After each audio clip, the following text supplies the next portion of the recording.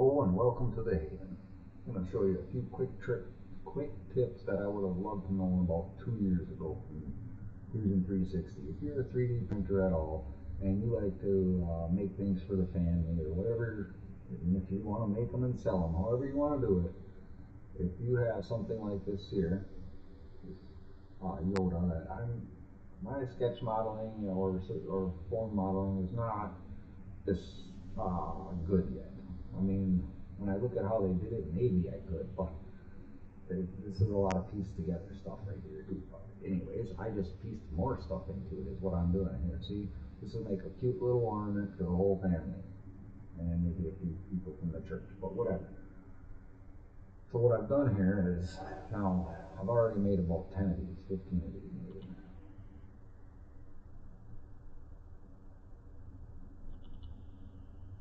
One, two, three, four, five, six, seven, eight. Alright, so I lied. 8. I think I've made more than that, but I started doing this and then I started over because now they'll all have this same sign. And this is how simple it is.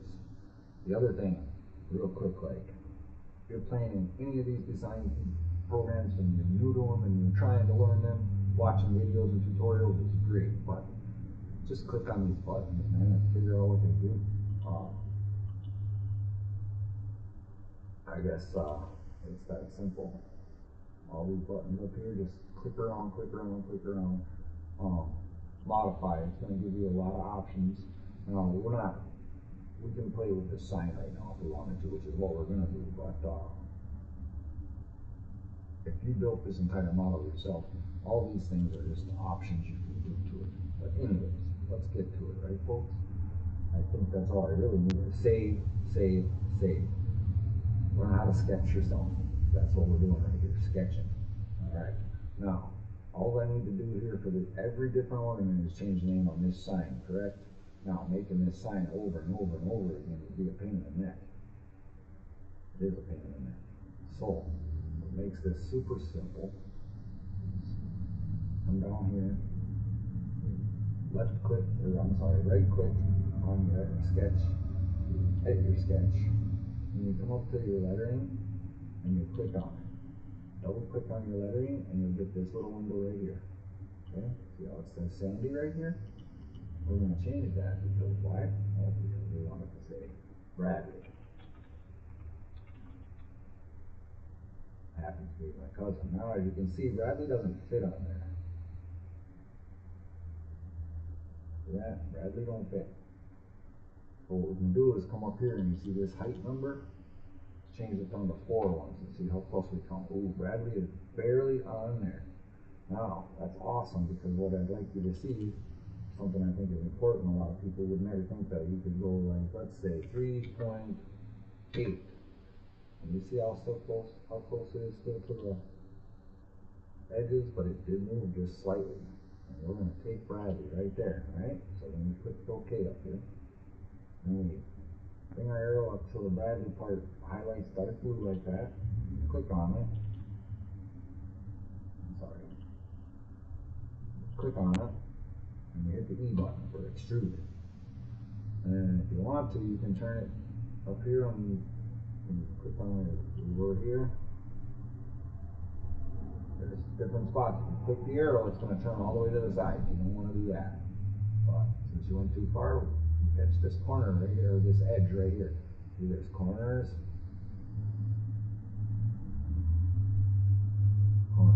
edges,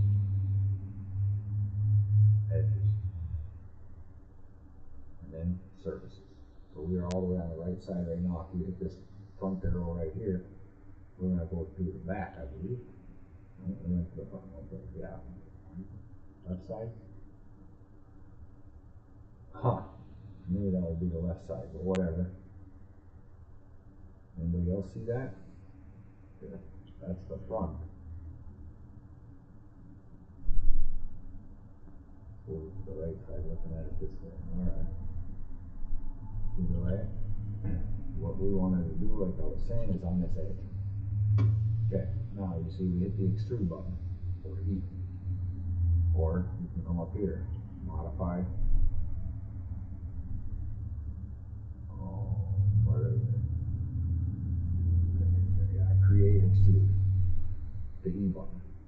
You'll use it a ton, so just remember the E button. Anyways, we're at our extrude now. There's normally a little, if you don't see a little box with some numbers that you can click on, just click on the arrow. And there it is, it's hiding up in here. See that? And when you find this stuff, another tip, folks, that'll happen a lot. You just drag the background where you want it. But now, when it comes to these, when you're embossing, you don't want to go too far. So let's do like a 0.2 out off of the sign. So that'll be enough to come off without an overhang. At the same time, it'll be enough to make the letters nice and clear. And you can go ahead and join it every time on here. Here, see here on where the word join is, you can click this arrow and you can cut this out, which you don't want to do.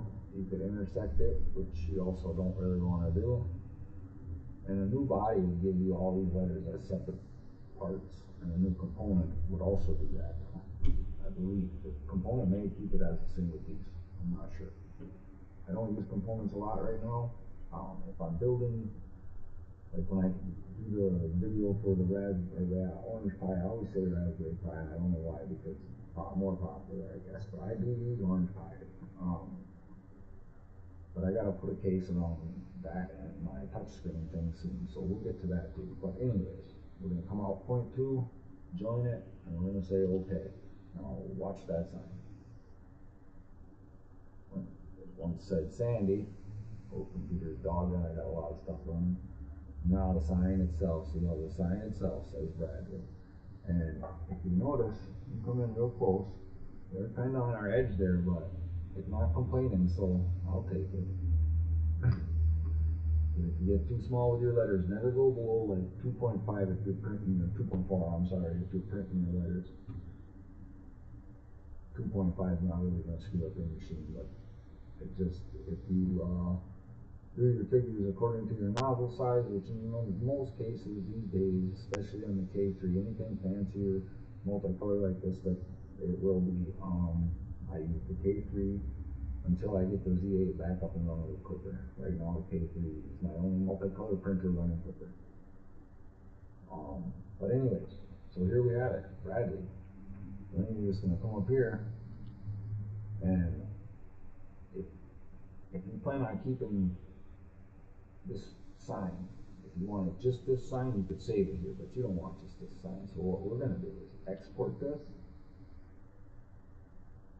We're going to make it a STL. I label everything very strictly.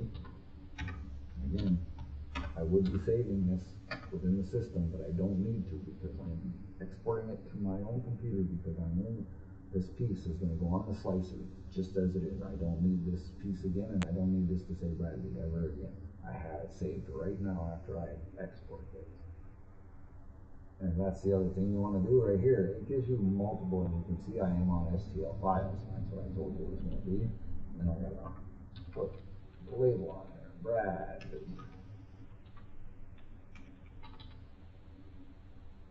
And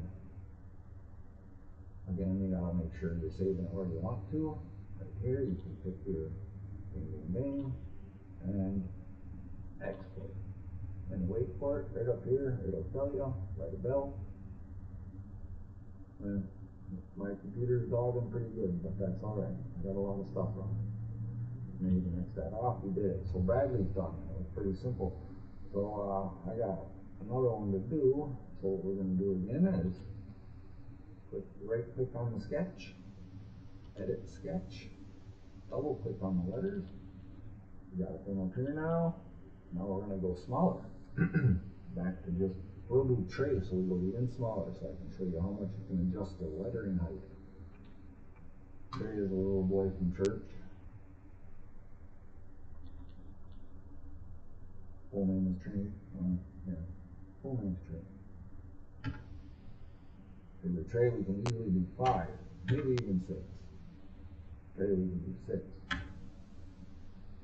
maybe 7. And up, we'll even get 7 in there.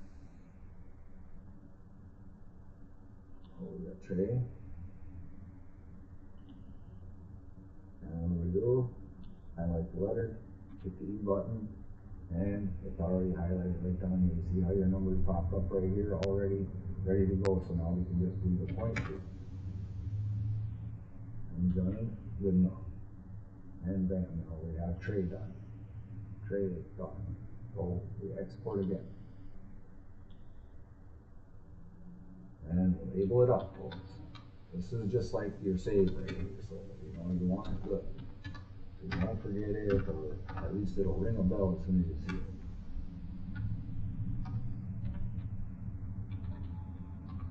And it's recoverable, all that other good stuff. And we are on STL file. And again, we can make this a Fusion file. We can make it an Autodesk Inventor file, OBJs, whatever you want. I've learned STLs work great for 3D printing. Duh. Now trade's done. So I really only have one more. And it's 5 letters, so we went from 7 to 3 to 5 letters. So we're gonna edit sketch again. We're gonna double click on our letters. And we're gonna, oh, that's pretty nice actually. It might be too big. We'll see. Wonder why that's only 5 letters, but Bradley at 7 fit. Oh, that's right, we made trade only 3. So yeah, we are gonna have to shrink it. So you just double click it again. We're gonna go right down to 6 just because. There we go. That keeps the Y on there too. Actually, let's do 5.75. Okay. Now finish sketch and we'll have Sully right here. Sully will pop up right here like magic. And then, last but not least, once again, we export. There's an STL file.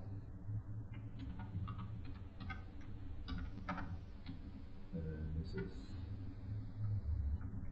Sully. That's going to give me what, 10 or 11 of these things? I need to get the printer moving, so I might as well. I think I can only fit a dozen to begin with. So I'm going to finish this video up by making sure it's an STL file, going to the right place, and export it. Now I have this saved at least 10 times. And I have what I call a master file section where I've saved the Fusion file as a master file, so I can actually edit all of this stuff. But there you are, folks. Short video, something I would have loved to learn how easy it really is to mesh mix, if you will. And right here in Fusion 360, I did that. There is obviously Autodesk Mesh Mixer, which has a lot more mesh mixing features, if you will. But with Fusion 360, you can easily delete stuff, alter stuff like this, fairly simply. So if you're new to 3D printing and you want to make your things more personalized and whatnot, here are simple ways to do it, or here is a simple way to do it. There are hundreds of them out there. From here, you can take your STL that you exported right into your favorite slicer and enjoy. Thanks for watching. And, have a blessed day.